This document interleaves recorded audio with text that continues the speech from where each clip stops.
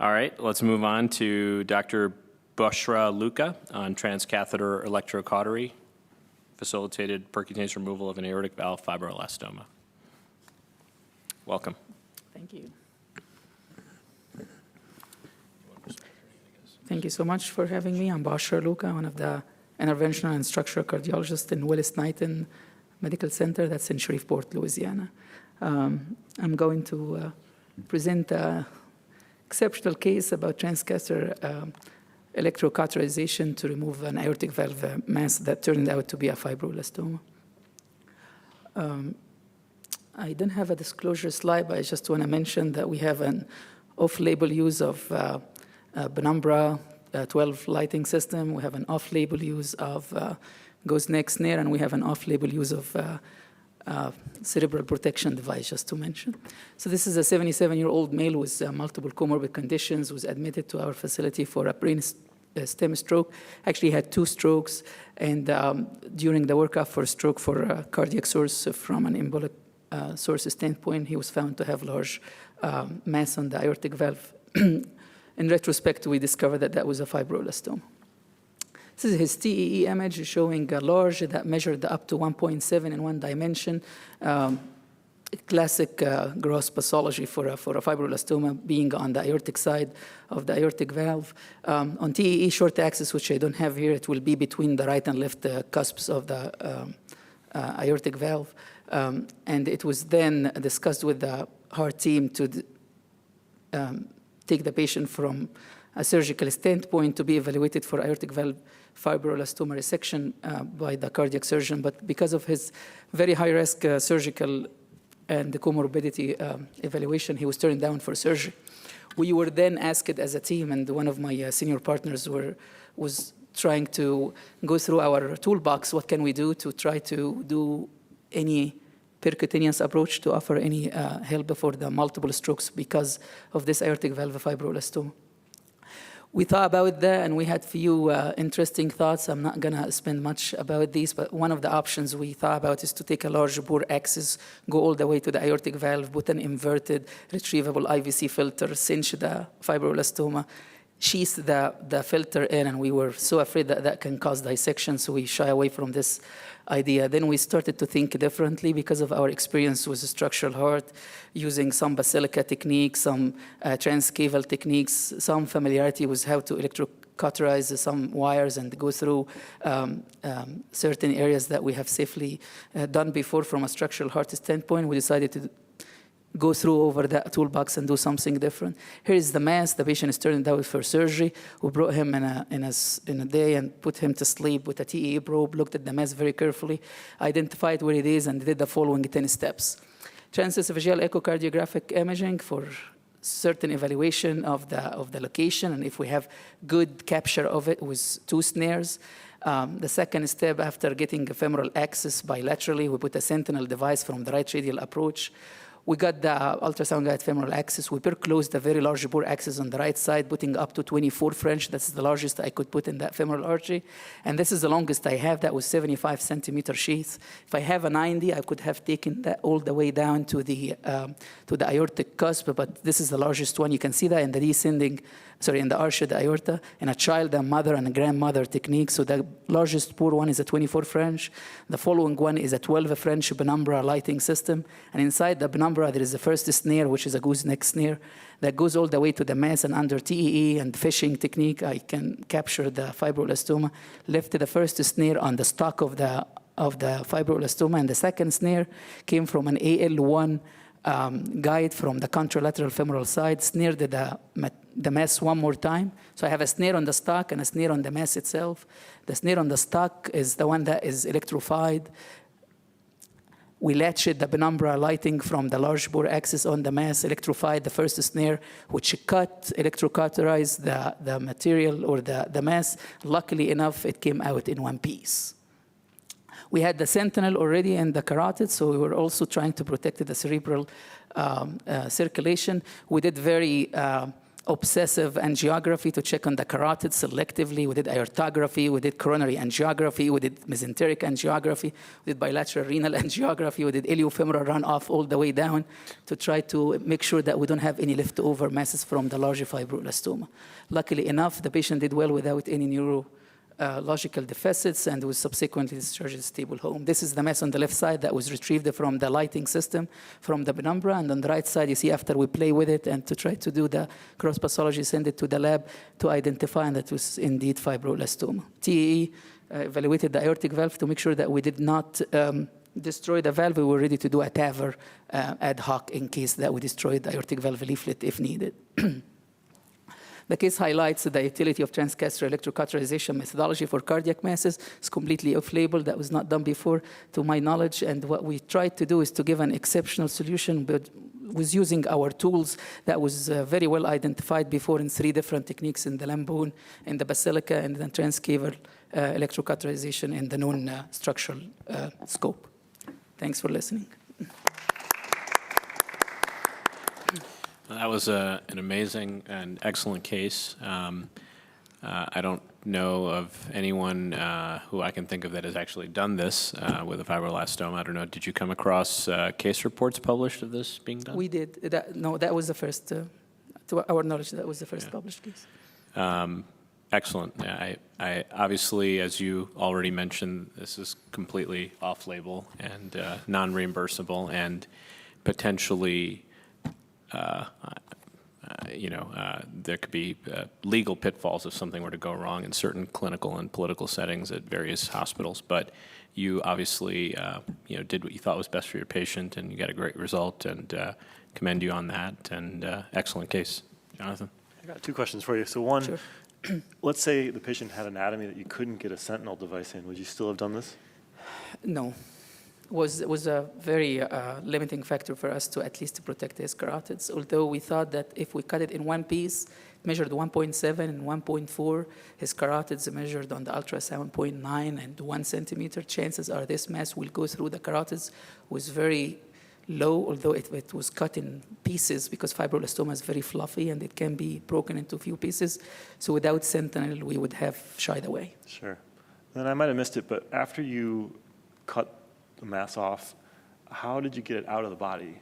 So one thing we tried to achieve is to have 2 snares on the device. One of them we were going to electrify, and the other was to direct the body of the mass to latch with the penumbra.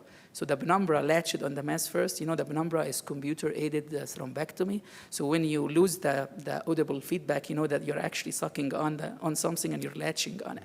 So once we have moved the penumbra lighting 12 French into the second snare, which is on the mass, we knew that it's actually having a very good latching on it.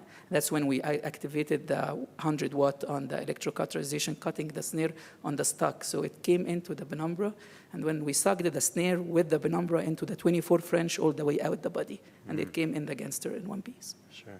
Yeah, although we still retrieved the very few filaments from the sentinel devices, and those also tested for fibroelastoma. Really? That's Yes, interesting. You got lucky. It could have, I it could would have say so. exploded on you. Yep. The original idea of our program was doing a bioterm. Yeah. With the bioterm to get it out. And our concern also was the size of the device and getting, Dr. Louka talked about the sheath getting over there. And our worry was, you get it into the sheath. Luckily, the 24 right. Sure. If I do it again, I hope not, but I would hope that equipment-wise, because we found most of the equipment we were trying to find, except for a longer 24 French that would be hopped all the way to the ascending aorta, will have more chances that if the mass fly free, it will get caught inside the 24 French or the largest sheath you can do. Another thing, we were trying to make sure that we keep things minimally invasive, so per close and the upfront axis determination made a huge difference, because this patient had 2 per close and 1 angioceal on the contralateral side, and did very well with percutaneous approach, no cut downs. Sure. Any other comments or questions from the audience? And one other point, he had been anticoagulated when he came in with these drugs. He had a history of AFib and was already on anticoagulation. The thought that was not another cause of the Yeah. Sure. As you mentioned, family was consented, talked about it, this, yeah. Other obstacle, I don't know if I need to mention, but the snare was not known to qualify for electrified connection, so we made sure that it does conduct and electrify. My senior partner tried it on his hand, and it did cause a burn, so it works. It's the sacrifices we make. Awesome. All right, that's a great case. Let's move on. Thank you. So next up, we've got Dr. Luis Augusto, Palma, Dallan, talking about an uncrossable intracardiac echocardiogram probe through the septum for left atrial appendage closure, assisting with a snaring technique. Thank you once again. Good afternoon, everybody. So on behalf of the director of our program, Dr. Steve Philby, who developed this technique, and he's here so he can help us with his inputs if we need some further clarification. I'd like to present this case of left atrial appendage closure with uncrossable septum for intracardiac echocardiogram probe, bailout with a snaring technique. I'm pressing the right button.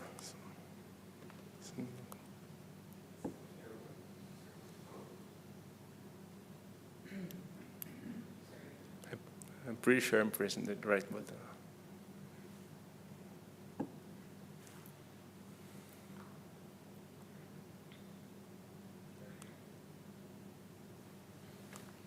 Yes, thank you so much.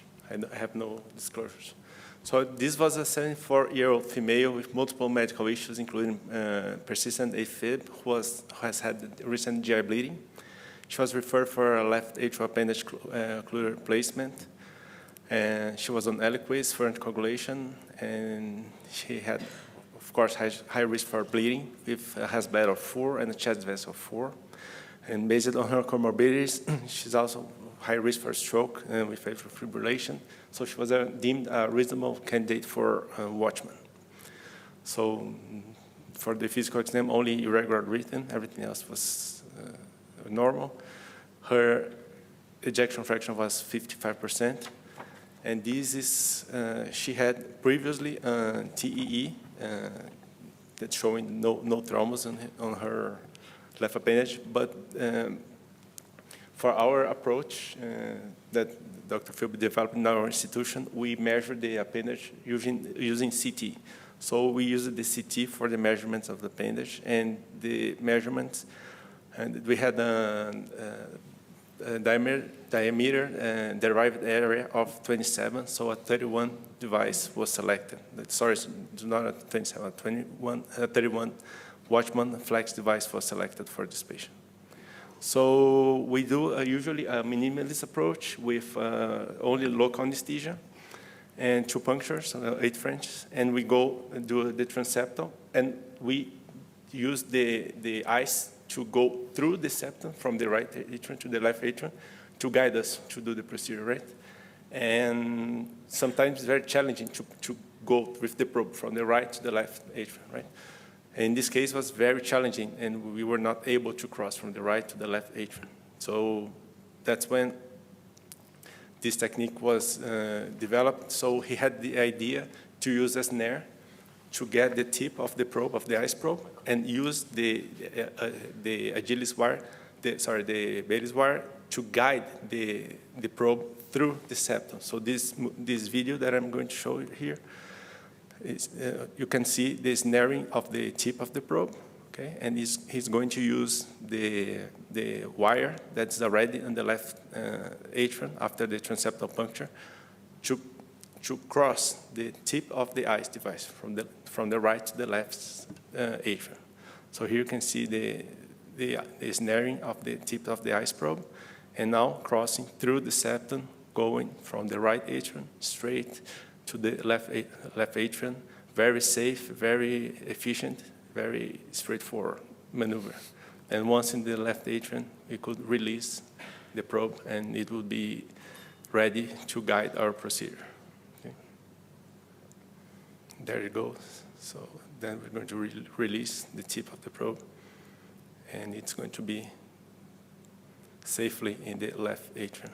So there it goes. It's released, and So there you can see already the ice probe in the left atrium. And then we just move it with the straight 4 procedure under, as I said, moderate sedation or local anesthesia. This was the angiogram, and then the watchman was deployed in the left appendage, and this is the final result, very successful, and no other issues. So this is the final TE. We always do a TE post-procedure to show there was no effusion, so no pericardial effusion here. And the patient deambulated 3 hours after the procedure and went home on the same day. So it was the same day discharge procedure, as we've been doing consistently. So this is a novel technique that represents a new tool in the interventionist box and may be helpful in case of difficult assessment of the ice through the left atrium to guide the watchman procedure. Thank you. It's really interesting. A couple questions. Did you think maybe about using a balloon to dilate the septum? So we avoid to interact too much with the septum. So we have other techniques to try to cross. Usually it's pretty straightforward to go through, but when we are not able to do that, we can do some maneuvers. We can redilate the septum with the same double curve sheet that we use. And we can use a double wire technique as well. So we never use like a balloon to dilate the septum. Otherwise we can create a big hole and have problems. Yeah, for sure. It's pretty common to do that, though, for some of these TMVR procedures that we're doing now. So that can be done safely if you have to. And then Rahul and I were both talking. Did you think ever maybe just switching to TE instead of trying to get the ice probe across? So we have 300 procedures, maybe. We never use TE. So we always use ice guided. So TE is not exempt of complications. So there's some papers showing that up to 60% of the TEs, they can cause some esophageal lesions. So we avoid the most to use TE, and 100% of our procedures are ice guided. So only one H-French venous puncture. We close with a Vascade device, so we never had any complication with Vascade. So that's how we do, and the patients go home the same day, right? If we do TE, most of these patients, they are very old, they get delirium, they have to stay another day in the hospital, so you try to avoid the TE for our procedures. Sure. Yeah, I think you're first of all, excellent technique and presentation. I think that your case is basically talking about this concept that has been called over the last few years, the concept of minimalist LAA closure, avoiding anesthesia, avoiding TEE, even avoiding TEEs in the pre-imaging workup and using CT scans instead as you do at your program. And many of us who do a lot of LAA closure have incorporated some elements of a minimalist approach, whether it be using CTs more often than TEs, both pre and post at 6 weeks, or whether it be doing to the fullest extent, which is what your case shows. Obviously, this is all part of the center comfort experience, the ethos in your hospital. How many other LAA closure operators are there? How do they do it? What do your administrators want you to do? What are the finances and economics of the program? Are you pursuing same-day discharge? Are you not pursuing same-day discharge? So all the different LAA programs are at different phases in their level of maturity and their volume. So what works for one site may not work for the other. But excellent case. Congratulations. It was done safely. So Appreciate it. All right.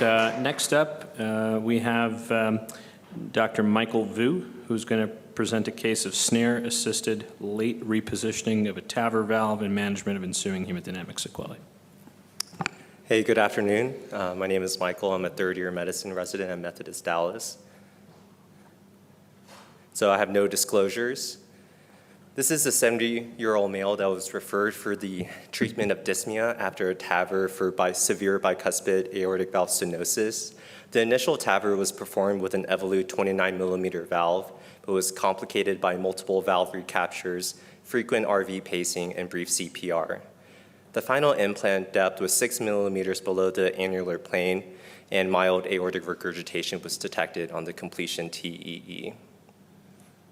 His past medical history was significant for COPD, coronary artery disease with a PCI to the LAD, and a permanent pacemaker for a new left bundle branch block. Although his SCS score was 4.417%, a TAVR was recommended based on the presence of a severe COPD stage 4 grade D on maximum inhaler therapy. This is the long axis view of his completion TEE with the arrowheads indicating the implant depth and then the mild aortic insufficiency. A follow-up TEE was performed and it showed a newly depressed LV systolic function at 35%, new severe paravalvular aortic regurgitation, and a deeply seated aortic transcatheter valve at 12 millimeters below the annular plane. The TAVR protocol CTA dimensions are as listed. And with the interdisciplinary heart team, the patient had agreed to the previously recommended TAVR as he did not wish to undergo a surgical procedure. Therefore, a percutaneous repositioning with a possible valve-in-valve TAVR was planned. This is a long axis view of the follow-up TEE with the arrowhead indicating the deeply seated valve. Although not demonstrated, the valve was also interacting with the anterior mitral leaflets leading to iatrogenic mitral regurgitation. The broad-based shed in the aortic outflow tract, pressure half-time less than 200 milliseconds, and diastolic flow reversal were all consistent with severe paravalvular aortic regurgitation. After bilateral radial artery and common femoral artery access was obtained, 2 25-millimeter Amplatz gooseneck snares were advanced through each radial artery to anchor the Evolute valve frame.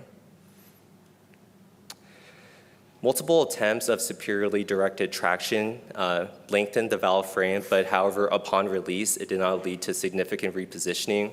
However, with a more forceful attempt, it completely dislodged the valve into the ascending aorta, leading to profound hypotension and hemodynamic instability. Anticipating complete explantation of the valve due to the late presentation, a second Evolute 29-millimeter valve had been preloaded, and it was deployed under ongoing CPR. Just give a few seconds. Upon complete deployment, it led to resumption of spontaneous cardiac activity and correction of the aortic regurgitation. However, with ongoing hemodynamic decompensation, the decision was made to place a 3.5-liter Impella catheter through the 2 aortic transcatheter heart valves. However, no more than 2 liters of flow could be achieved.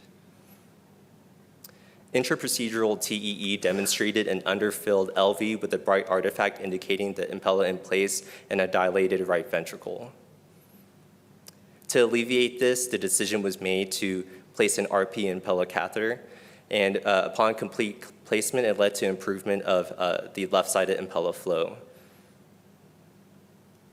And in this subcostal 4-chamber view, this was achieved as a result of RV decompression, improved LV filling, and here you can see the bright artifacts displaying the bilateral Impellas and the TAVR valve in place. The patient was transferred to the ICU for a higher level of care, was extubated and decannulated on post-op day 3, and discharged home on day 6. Transcatheter heart valve migration has been described as an acute procedural complication. However, our case depicts one of the latest presentations and as such illustrates specific procedural and management considerations. And these are my acknowledgements. I'd just like to thank the patient, all members of the VA Healthcare North Texas system, and then my mentor, Dr. Banerjee.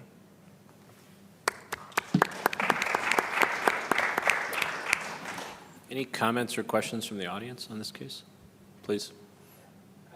Really interesting presentation.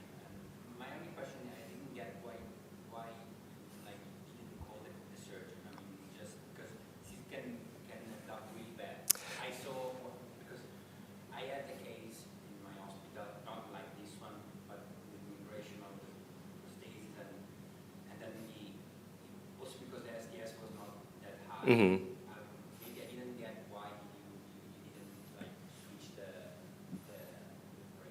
Yeah, with the heart team discussion, CVTS was involved, and the patient elected for the TAVR procedure because he didn't wish to undergo a surgical procedure. So that's why a percutaneous approach was planned, as it was felt that the deeply seated valve was the main contributor to his newly decompensated heart failure. Excellent case presentation. Congratulations to you and your attendings for a very tough case and harrowing case. As you all know, valve migration can occur with either of the commercially available valve platforms, both in the U.S. and platforms outside the U.S.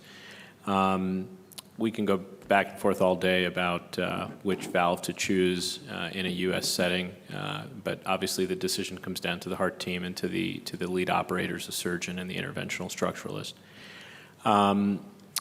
I have had cases where I've had to snare self-expanding valves, cases where there have been migration or embolization of balloon expandable valves. I mean, so I have seen my fair share of scenarios that we never wish for, but we want to be prepared for, and that's what we owe to the patient. The patient deserves that. So you guys, no sense in backtracking on decisions about valve platform, but I think the important highlight of this presentation is that every step of the way when something went wrong, the correct decisions were made to resuscitate and successfully complete the procedure, and so congratulations on that. That's, I think, what every patient would hope for in these types of unfortunate situations. I think it's a great example of how to bail yourself out when you're in trouble. Mm-hmm. I guess one thought is, you sounds like you planned ahead for exactly what happened. You were worried that you might go too high and then you could have blood pressure drop. In that setting, I wonder if maybe a sapien would have been a little bit faster, just to kind of restore blood flow. I know you probably weren't involved in the procedure, but core valve, it's not that long to deploy it, but a sapien is much faster. I think that would have helped. Mm-hmm. The other thing I noticed, again, I wasn't involved. I want to, Monday morning quarterback things, but you had a couple times in that case where you were going through the embolized valve and the snare was still not attached. You generally want to keep that snare on there just in case it's moving around when you're trying to get stuff in case you lose it. Exactly. Yeah. So that's just one kind of take-home point. But sorry, just to piggyback on Jonathan's comments, the location of where the self-expanding valve embolizes in the ascending aorta or the arch is obviously crucial. You want to snare it and pull it back, but you want to pull it back to the magic point, which is before the great vessels come off. Scenarios in which the second self-expanding valve aortic side could be constrained depending on where in the cage it is of the first self-expanding valve may also impact your decision not to use a second SEV, but to come with a balloon expandable valve as your second valve. So not all of these self-expanding valve embolization or migration cases will be managed the same way. But in this particular circumstance, what you guys did, worked. So, yes. I think you did great. I had similar cases with Louka. Mm-hmm. More acutely. We tried to snare it back and we stopped because he was still. The question was, is it the right time to still consider surgery again? Because explanting that down the line evolution is young enough to be more troublesome for the surgeon if he thinks but nevertheless, because it was too deep and it was compromising the mitral valve, you had no choice other than try to pull it back. Because if you left another one inside, you're not fixing the mitral valve and you're not getting the Heba. But the only thing I would have done different is maybe consider upfront the hemodynamic support, knowing that snaring and catching the everything out, it's not going to land on that perfectly. So more chances of going to cause just massive VI upfront. So maybe with enough access upfront to keep them ECMO before you expand the valve, that would be the only thing that can. great case. Thank you. All right, thank you. All right, our next case, Dr. Lucas Wang, going to be talking about the assessment of aortic valve stenosis severity and severe bradycardia.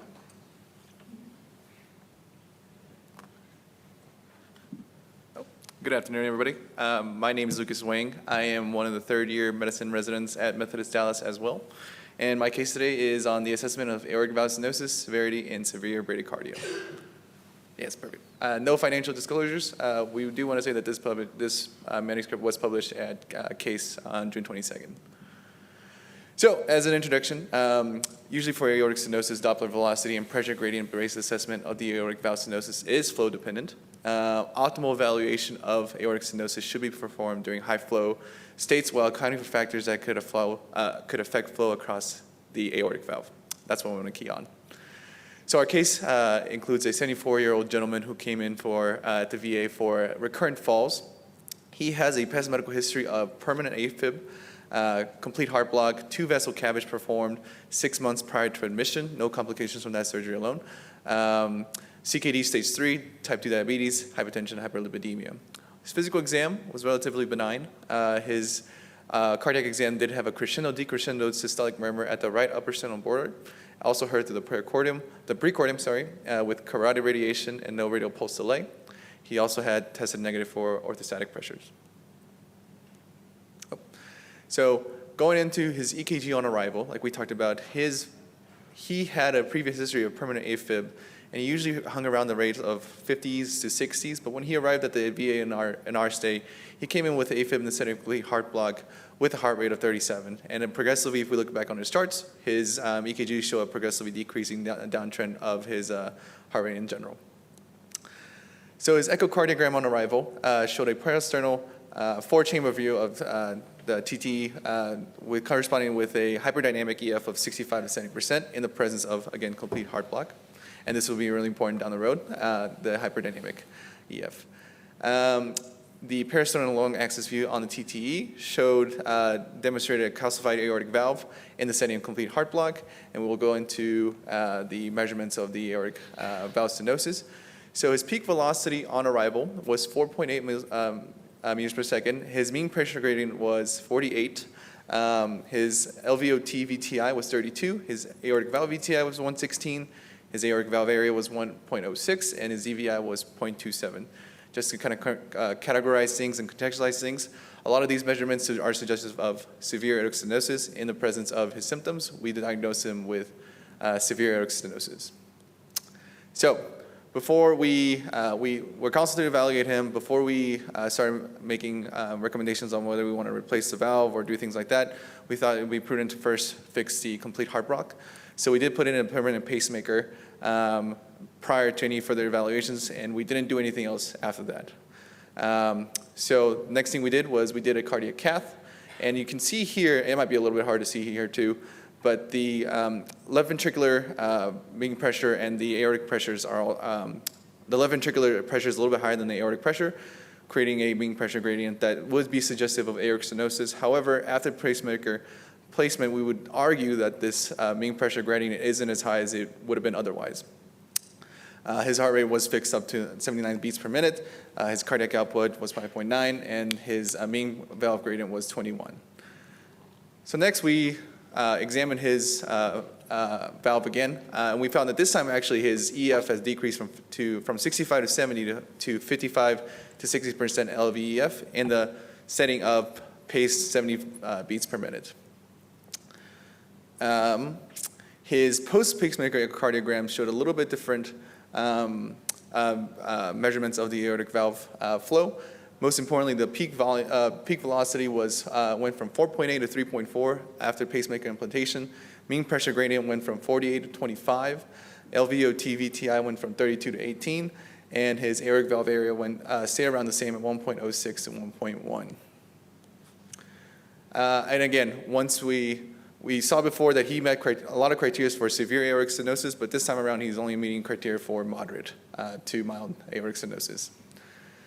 So after we saw these variables, we realized that maybe aortic valve replacement was not recommended. We actually had him discharged and followed up, and it's been 12 months since his last episode of syncope when he first came in. He's been asymptomatic since then. So important things to talk about. Again, Doppler assessment through TTE of aortic stenosis requires contextualization of flow rate through the aortic valve. The main things that we tend to look at when diagnosing aortic stenosis, such as mean pressure gradient and peak velocity, are both dependent on flow rates. That's how they derive the equation from the echocardiogram. And complete heart block with bradycardia, preserved LVEF, and permanent AF led to altered hemodynamic flow across the AV.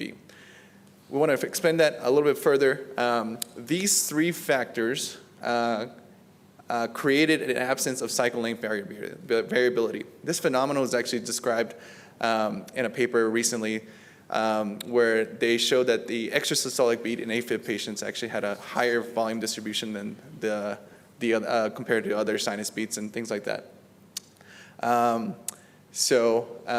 At first, the first measurements, because there was increased stroke volume, because there was increased flow rate through the aortic valve, it led to a false diagnosis of severe AS. So, going into a little bit about more of what we kind of talked about, the lack of organized atrial activity from permanent AF prevented intermittent cannon activity. And again, this phenomenon was first described by Esquitin et al., where a measurement of the aortic valve after an extrasystolic beat results in a larger value compared to a sinus beat. And that's my case. Any questions? That's great. I always love these hemodynamic cases. You kind of touched on it, but I was really hoping when you had your matrices that you'd put the stroke volume and the stroke volume index in there just to see exactly what the numbers were. So I don't know if you know them offhand, but it'd be interesting to go back and look at that. Yeah. Mm-hmm. Let's say that you did all this, you got the pacemaker in, maybe he has less syncope, but then he comes back with some dyspnea, but your numbers are still telling you moderate AS. What's your workup then?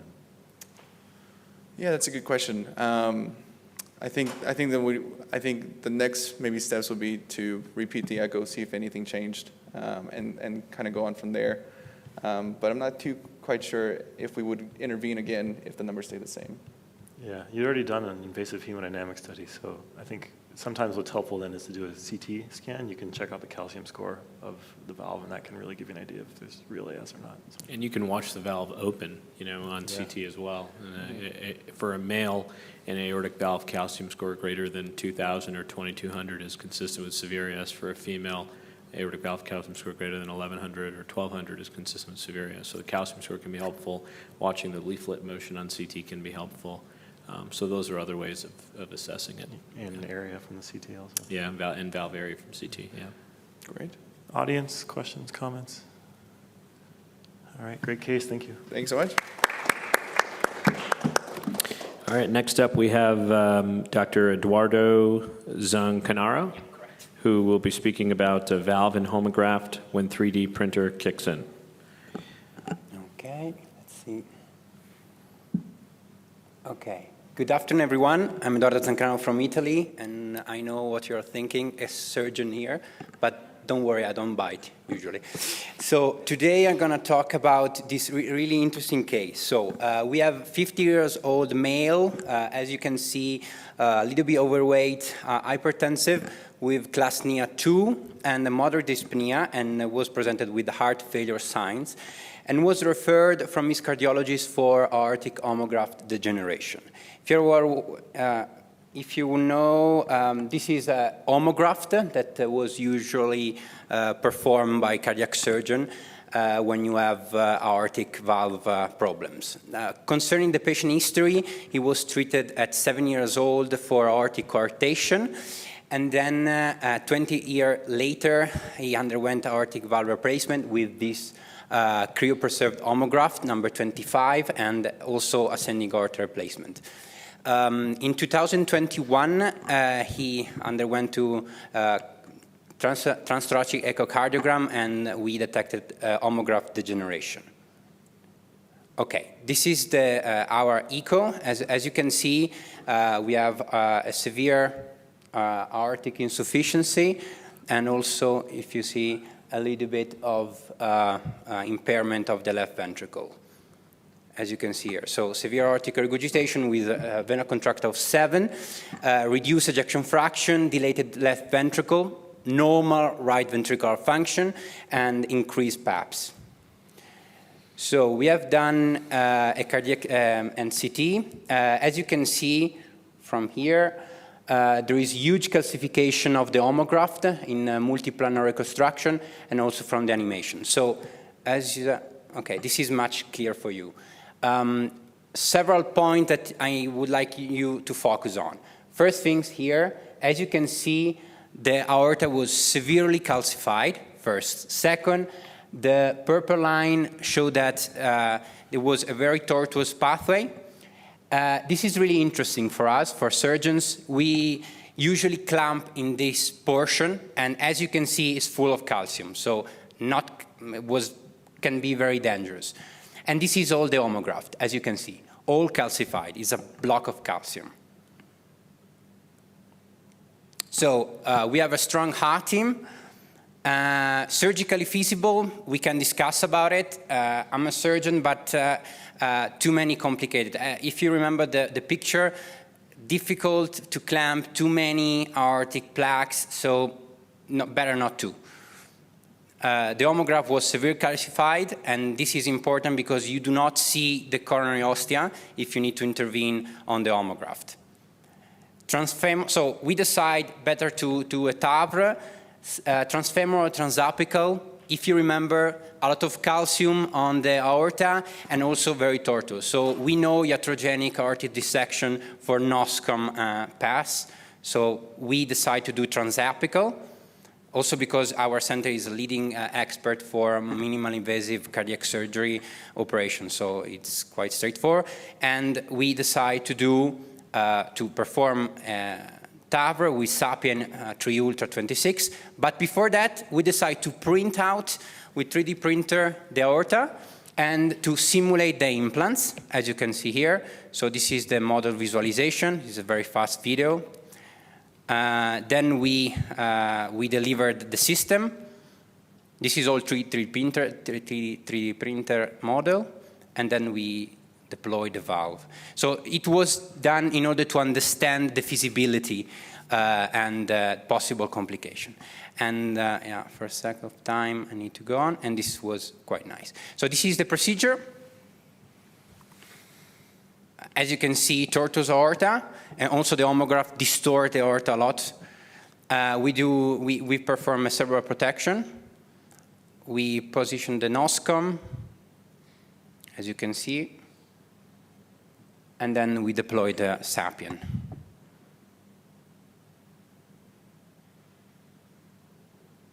It was really, really slow procedure. Okay. And then final result, no leak, no aortic, okay, no leak, acceptable gradient, and no aortic regurgitation. So in conclusion, this is very important for daily practice because transapical is still an option in this kind of patients. We can discuss about it. The 3D printer procedure can be really useful, and we can incorporate in pre-procedural planning. And of course, again, TAV versus AVR is more, we should be more collaborative in order to do the best for the patient. Thank you so much for your attention. I hope to have a good discussion about it. That was an excellent case. The handful of times that I've done a TAVR and a homograft, I've always used 3D printing. And again, I've done that less than 5 times, and every single time it has helped us. Excellently executed. I completely agree with your heart team's decision making.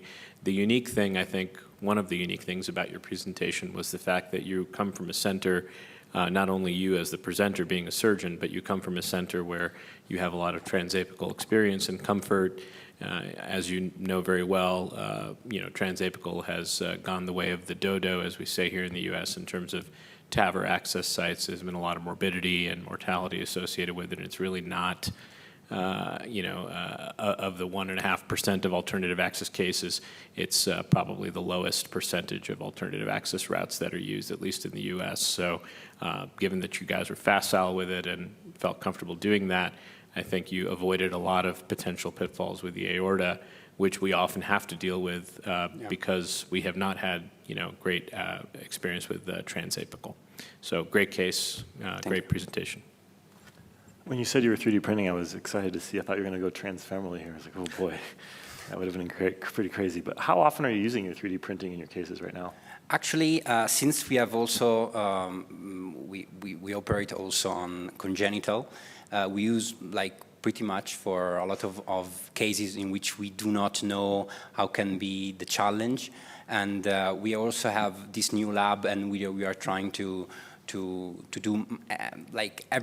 all the procedure that we think that can be really challenging we try to do this pathway. But also we want to integrate this on the pre-procedural planning for most of our procedure. Because I think, as he said, like, it really helps in this case. Just a word about the transapical. We usually do transfemoral for TAVI, we use, but yeah, it's important to know that sometimes you can avoid complication on the aorta.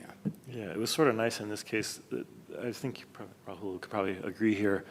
The transapical, we considered a little bit with the Tendyne cases now, but it's a pretty narrow window where you're too sick for a sternotomy, but well enough to get a transapical procedure, but you can't go transfemorally. So there's not many patients, but this was a perfect example of when you really want to do it. So do I see a question in the audience there? Yeah.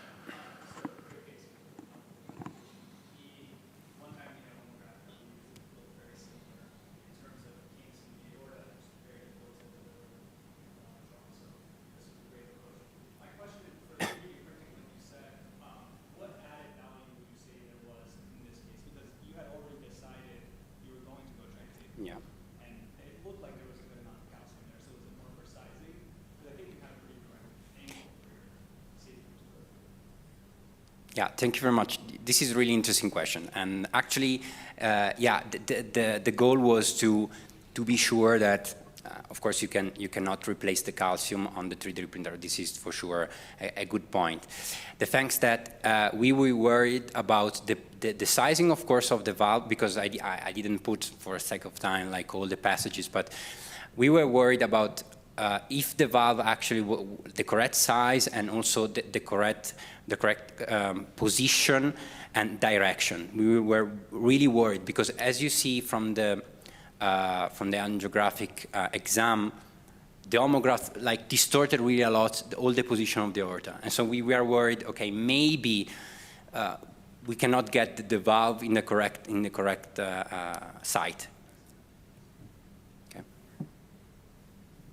Great. Well, I think one of the big problems that remains with this is reimbursement for these 3D printing. It's expensive and it's not reimbursed yet, but that kind of goes along with all the hard work our structural imagers are doing. They do all these cases for us, but they're only getting reimbursed like standard TEs and things. So hopefully that improves in the future. All right, thanks very much. Moving on, our next case, Dr. Heba Osman talking about valve selection in a dialysis patient.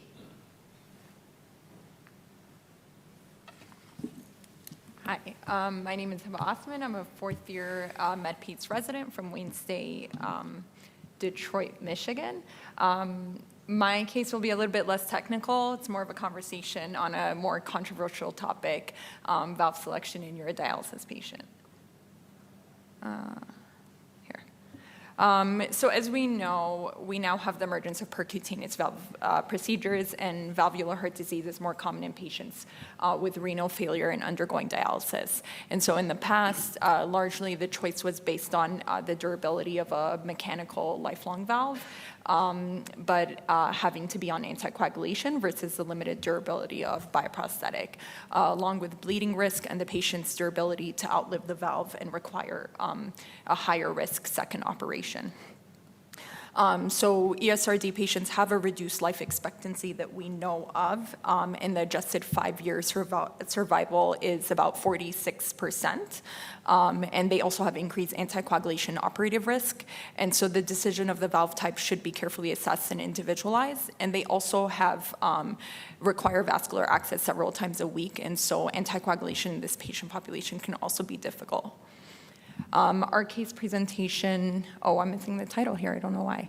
But 61-year-old female with hypertension, HFrEF, status post AICD, and ESRD, and severe mitral regurgitation, underwent bileaflet mechanical mitral valve replacement and placed on lifelong warfarin. She has a history of multiple GI bleeds secondary to warfarin use and complications related to massive transfusions. Her previous admission involved a bleeding lesion in the duodenal bulb valve requiring hemostasis with 3 clips.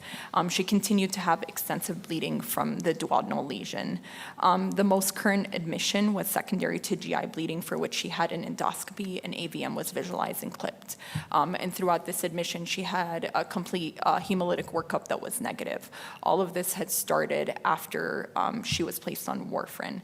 I think these slides aren't updated, by the way, but she had gotten her mitral valve replaced in 2020, and all her complications had started in about 2021.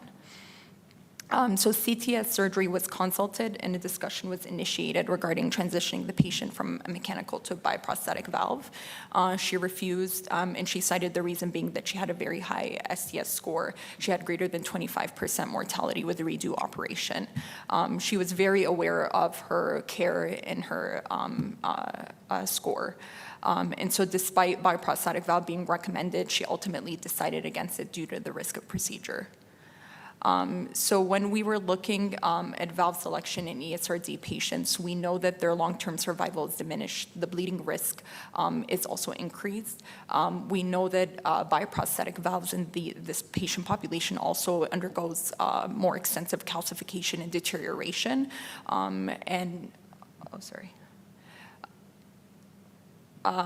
And we know that they're very high-risk surgical candidates, so ultimately you want to avoid another surgery. The only guidelines that we were kind of talked about this were the 1998 ACC-AHA guidelines that recommended mechanical valve prosthesis in this patient population. After a 2002 study, they ultimately removed that recommendation, and so there's currently no recommendations regarding mechanical versus bioprosthetic. So we do have some recent retrospective studies that have shown that bioprosthetic valve replacements are associated with lower rates of all-cause mortality, but we also do have studies that show no significant difference between biological and mechanical. Biological valve prosthesis allows you to avoid this anticoagulation, but then that comes the risk of having to replace that valve. We know that they have lower incidence of bleeding, thrombosis, and stroke. There was a 2022 meta-analysis that was in my updated slides, but that looked at aortic valve replacement, and they ultimately concluded that mechanical valves do have better mortality rates, but in mitral valve replacement, there was no difference between the two.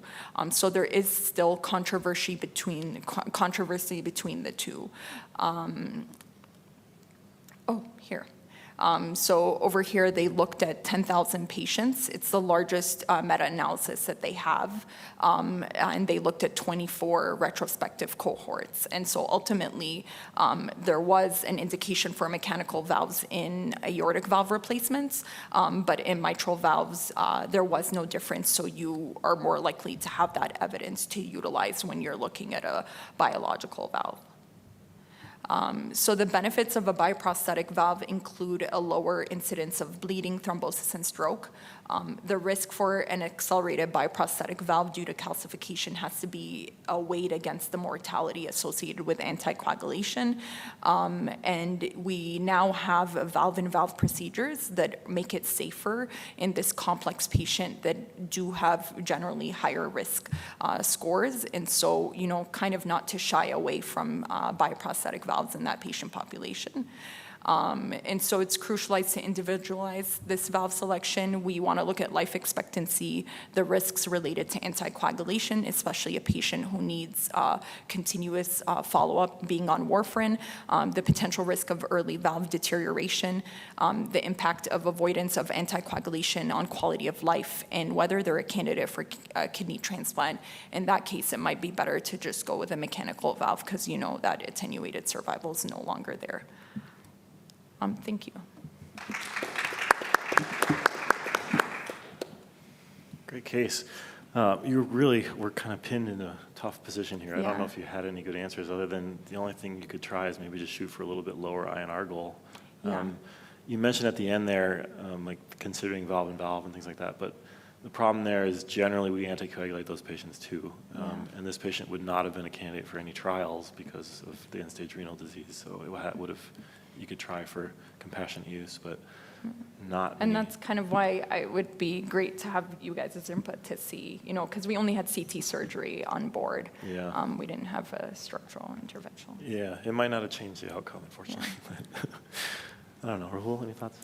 No, this tough scenario, rock in a hard place. I think you guys, you did the best you could for your patient. Yeah. The other problem here is often these patients have AFib, so there's another reason for anticoagulation. Yeah. At least we do have LAO procedures for that, but this is tough. So, any other thoughts or ideas that maybe could have been tried here? I don't know if there are any.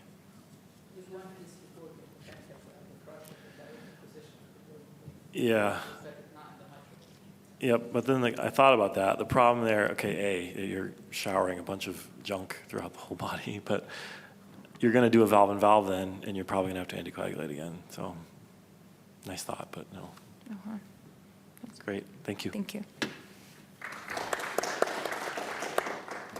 All right, next up we have Dr. Wally Omar, who's going to talk about the novel use of intravascular lithotripsy for dilation of the endoatrial septum and subsequent passage of transcatheter mitral valve replacement. Hi, everybody. Some great cases today, so I feel honored to be up here with all of you. So this is the case of septal lithotripsy to facilitate delivery of a transcatheter mitral valve. This is a 61-year-old woman who has a very, very extensive cardiac history, so bear with me. She had Hodgkin lymphoma with radiation to the chest, severe AS, got a mechanical valve for that. Later on, had a CABG with tricuspid and mitral annuloplasty ring repairs for severe TR and MR. And subsequent to that, she had heart failure with reduced EF. She had a CRTD placed. Then she had failure of her tricuspid ring, so a transcatheter valve replacement was performed for that. And then she had paravalvular leak several years later, so that was closed with 2 AVP plugs. Now, unfortunately, she's coming back with severe MR through her Cosgrove ring, and it's seen on TE and TEE. I'll show you what that looks like in a second here. She had a 12-pound weight gain despite adherence to outpatient diuretics, and she has NYHA class 4 symptoms requiring IV diuretics and inotropic support. Obviously, she was deemed high risk for surgical mitral valve replacement by this point. So here is her TE on the left. You can see the severe MR through the ring there. You also see the TR despite the plugs that were already placed. And on the right here is the 3D reconstruction. You can see the MPRs on the left here confirming MR. So this is what the Cosgrove ring looks like. This is from the Valve and Valve Mitral app, and it's a great app, and it's a lifeline for all of us. But it's a flexible ring, and it's not a complete ring either. Despite that, you can safely place a sapien valve. So for a 26 millimeter Cosgrove ring, you can place a 26 sapien. Our CT pre-procedural imaging demonstrated that we had a pretty favorable aortomitral angle of 41 degrees, so we were not really concerned that this was too steep. Also, our valve to septal distance was pretty adequate, 6.3 millimeters, and our neo-LVOT was projected to be 342. So there was no need for septal reduction therapy or lampoon for anterior mitral modification prior to putting the valve in. What the CT also showed on the left here is severe calcification of the interatrial septum. You can see there that not only is the fossa pretty calcified, but pretty much the entire interatrial septum is calcified. And we went back and forth through all of the op reports to make sure that they didn't actually do a transseptal approach in any of her procedures prior, and it looked like she hadn't. And this calcium was confirmed on TEE. You can see in the bicapal view she has pretty thickened septum here and pretty dense echo bright calcium. So pre-procedural planning, obviously we'd have to go transseptal. It's going to be difficult with all that calcium. Do you go with your standard catheter plus a needle like a LAM45 and a BRK needle? Do you do that plus apply some radiofrequency to it, or do you just go in with a fully equipped Baylis-like system with RF frequency already embedded? And then after that, once we're across the septum, how do we dilate? Do we use our compliant balloons, our peripheral compliant balloons? Do we score the septum with smaller, coronary and peripheral balloons? Or can you go and use peripheral lithotripsy? And that's what we ultimately decided to do. So here on the right, you can see the fluoro here. It's a TE guided transseptal, we ended up using a BRK needle, and luckily we were able to cross with some electrocautery. Once we were across, our 12 millimeter septostomy balloon would not dilate the septum adequately.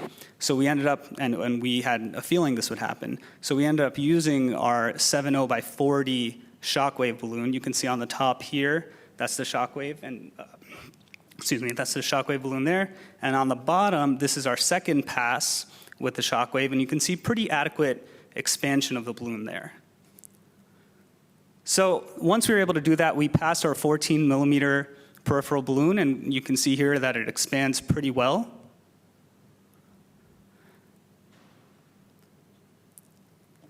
And that facilitated passing the 26 millimeter sapien and ultimately deploying it there on the right. Final TE demonstrated a pretty well-seated valve, no significant MR. And then finally, we did have a pretty large ASD, so we opted to close that, and you can see here on the angiogram on the left as well, we opted to close that with a a 16 millimeter Amplatzer septal occluder device. So a couple of items for discussion. She had calcification of the fossa ovalis. That's very rare, actually. Iatrogenic causes are the majority of the cases. So cardiac surgery, manipulation of the interatrial septum, left-sided EP procedures if they have multiple PVIs. Indwelling catheters, even on the right side, can irritate the interatrial septum, and you can get calcification, and obviously radiation here. So she had circumferential calcium, so we felt like we could use shockwave in lithotripsy. I don't know that we would have been so cavalier if she just had nodular calcification. And finally, just highlights the importance of multimodality imaging, CT, TE, fluoroscopy. And a couple of other points. There is a paucity of data to suggest that interatrial septal calcification can actually cause strokes. We could have used embolic protection, but she did have significant arch calcification, so we decided not to in this case. And then, thank you. I always see these on Twitter, and I think they're awesome. This is the first time I've had a patient with this many devices in their heart, so just put that up there for you.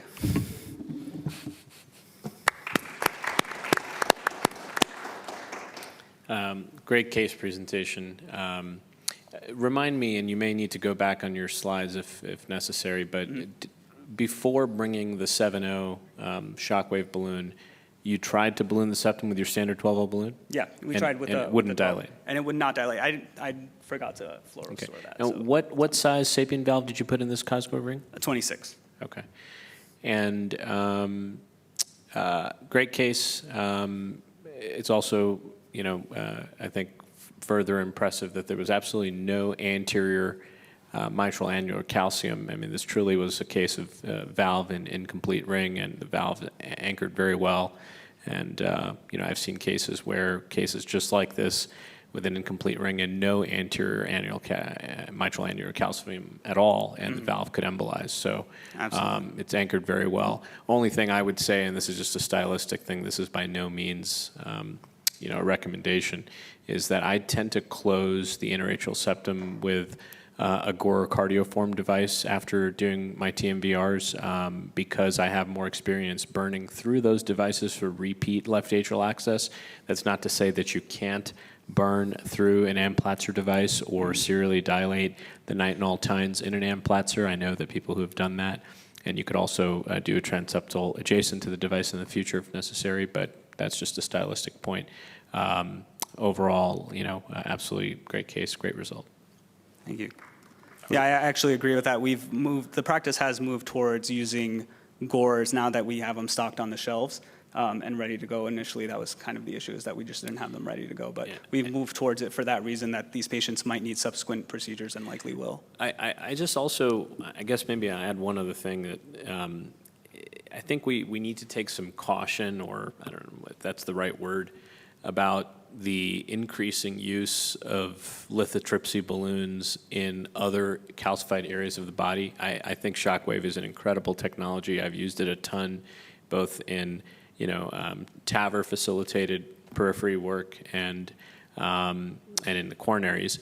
I think it's great, but I've seen cases of people using it in cases of mitral annular calcification, mitral stenosis, which of course is off-label. I've seen it being used in cases like yours, which is off-label, and I have not seen any harm from the use of the therapy in those off-label scenarios. But obviously, these are envelope-pushing tactics, and sometimes when you push in the wrong direction, it can push back. So it's always important to be careful and cautious with these kinds of things. But that's why this is a great case presentation. Yeah, I was hit on a couple of points that I was taking notes during it, but great case. I love stuff like this. Like the creativity that has gone into helping this patient is just pretty incredible.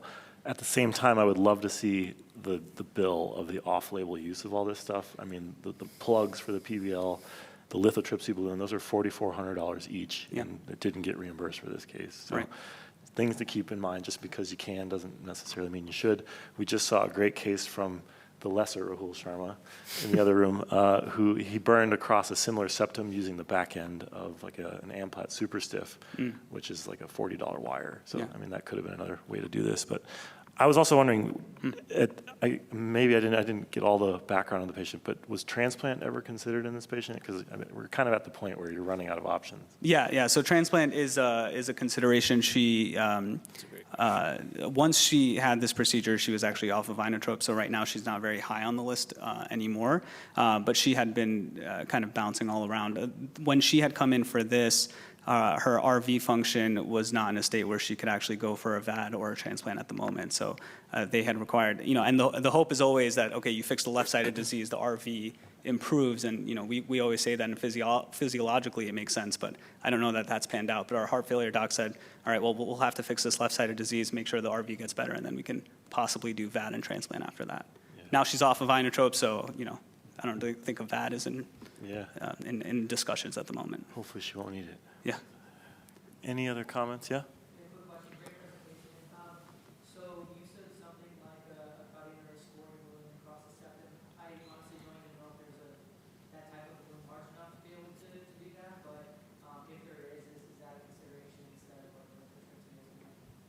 Yeah, and we ran into the same problem. I don't think we had any large enough balloon to go ahead and do that. So certainly not the coronary ones would certainly not work in this case. You could cross with like 6 BMW wires and use multiple. I was just going to say, you could do, and that would be a great case presentation. Yeah. It's a cheap way to do a cutting balloon when you don't have the size you need. But for sure. Awesome. This is a rare place to have calcium, obviously, as you pointed out. So. Yeah, exactly. All right, thank you. Thank you. Great case. Okay, we'll move on to our last case. Dr. Mahidar Gidala is going to be talking about a redo MitraClip for severe MR after an XT-R was placed for partial leaflet detachment. Hello, everyone. Good evening. Thank you for staying until the last case of the day. I'm going to present a case, redo MitraClip for a severe mitral regurgitation after MitraClip XT-R with partial leaflet detachment. This is the case I did with my mentors as specified in the slide here. As a structural heart failure, I just graduated. Now I'm starting my practice soon. So I don't have any conflict of interest. The case presentation is she is an 85-year-old female presented with progressive dyspnea and exertion, bilateral lower extremity edema, recurrent massive pleural effusions, requiring multiple hospitalization for thoracentesis since June of 2021. And she recently had placement of fluorex catheter to take care of her pleural effusions. And her prior history was notable for mitral tear using MitraClip XT-R ×1 in June 2021 at the outside hospital, and she had coronary artery disease with bypass surgery in 1985 with patent grafts except occluded SVG to RCA, and her EF is preserved with 55%. Her TE at the outside hospital in September 2021 showing severe mitral regurgitation due to partial posterior leaflet detachment of the previously placed mitral clip, and her pertinent past medical and surgical history, atrial flutter, prior ablation, and permanent pacemaker implantation, hypertension, hyperlipidemia, stage 4 CKD, and remote history of GA bleed with the prior AVM cauterization. And this is her initial transesophageal echocardiogram, the bicommissural view, and explain showing the caudal tissue.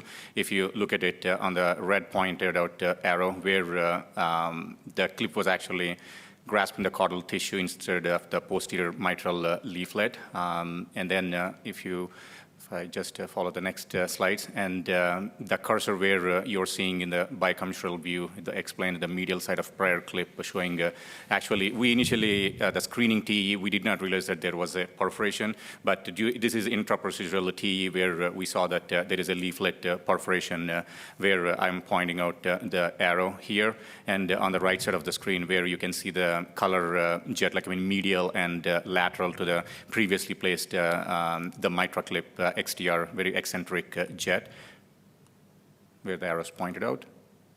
And the pathology lateral to the prior mitral clip without the color jet, where the cursor is you're seeing.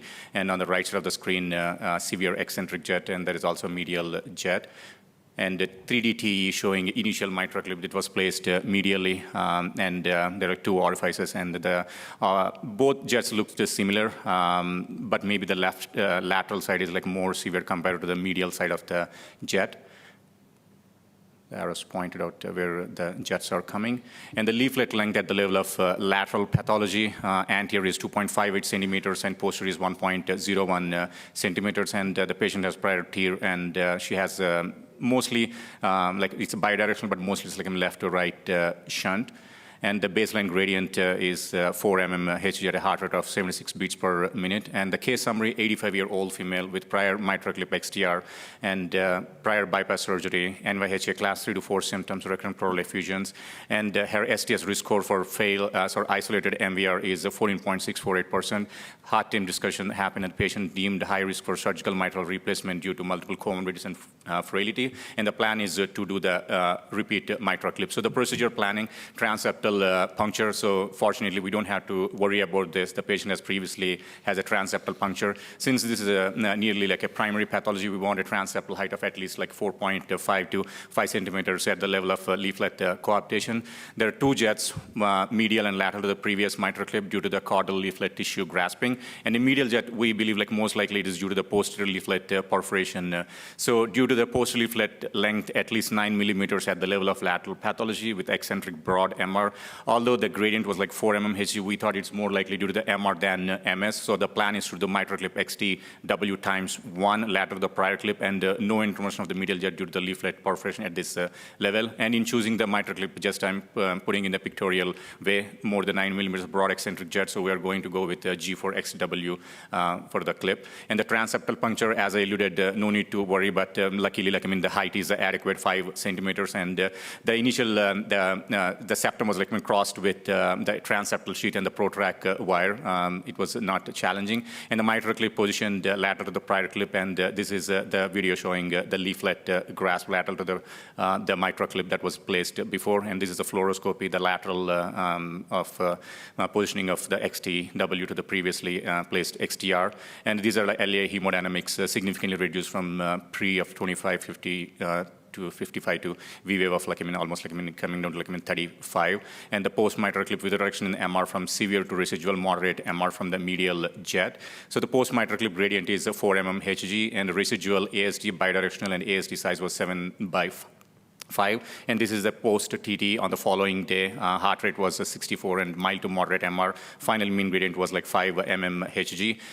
So no pericardial effusion, no vascular access complications, and discharge on the following day. 30-day follow-up visit, patient symptoms improved significantly. Thorax catheter removed, and TT showed mild to moderate MR and mean mitral gradient of 4, and ASD showed left to right shunt. So the take-home message is redo mitral clip is feasible depending on the mechanism of MR in a carefully selected patients, and careful procedural planning according to the pathology is required in patients with severe MR who required redo mitral clip. Thank you very much. Happy to take any questions. That was a good case. Do you think maybe at the end there that the MR was a little bit underestimated? You knew that perforation was still there. So. Yes. Unfortunately, I don't think it can be treated with the transcatheter therapies, the technology we have. I think it's in fact contraindicated to chase after that perforation because we will cause more damage than the benefit. So we thought her reduction of mitral regurgitation 4+ to 2+, and we noticed that her symptoms have also improved at 30-day follow-up visit. So we thought this is good for this patient. We accepted this result and we took it. Yeah, I was going to say you can't really argue with the clinical benefit there. So. Yeah. That was good. I missed at the beginning, what was the residual valve area before you did your part of the procedure? Was that measured? I mean, No, that's a good question. So we did not measure because we were thinking of like in terms of like, I mean, after you have a clip already and you're measuring like, I mean, 2 orifices, like, I mean, how well, like, I mean, we can get like, I mean, exact valve area. But again, excluding that part, her broad eccentric jet and the mean gradient of like, I mean, 4, we thought like, I mean, it's okay to like, I mean, proceed regardless of the valve area for the benefit of the patient. yeah, I think you got lucky. I was thinking it was kind of bold to go in with an XTW, but it worked, so. Yeah, definitely. I mean, the leaflet length was like, I mean, 9. That's, and also like, I mean, the eccentric jet. And yeah, definitely, I mean, if it is like, I mean, small valve, we try to like, I mean, go with NT, like maybe like, I mean, NTW, but luckily we were able to like, I mean, get the result that what we wanted to see. It worked out, yeah. Excellent case presentation. Just a couple of points I wanted to make, and this is, again, you know, you did what was best for your patient. You looked at the, you know, what's the least of all evils, and you were able to successfully deliver that result.